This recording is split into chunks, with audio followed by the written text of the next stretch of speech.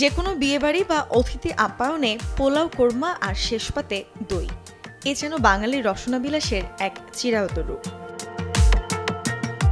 তবে হজমে সহায়ক বলে শেষ পাতে দই খাওয়ার এই রীতি, কিন্তু বেশিরভাগ ক্ষেত্রে খাওয়া হয় মিষ্টি দই, আর এতেই ঘটে হিতে বিপরীত। কারণ মিষ্টি দইয়ে চিনি যোগ করার কারণে হজমে সমস্যা তৈরি হয়, ক্যালোরি বেড়ে যায়, যা ওজন বৃদ্ধি এবং অন্যান্য স্বাস্থ্য সমস্যাও সৃষ্টি করে।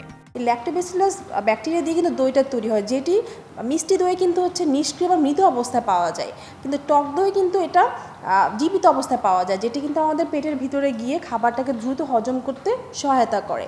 সো এই টক আবার মিষ্টি দইয়ে কিন্তু হচ্ছে আনহেলদিকর ফ্যাট থাকে, যার ফলে কিন্তু ওজন গেইন হওয়ার সম্ভাবনা কিন্তু থাকে। তো অবশ্যই আমরা হজম শক্তি বাড়ানোর ক্ষেত্রে টক দই, মিষ্টি দই না খেয়ে টক দইটা আমরা বেছে নিই।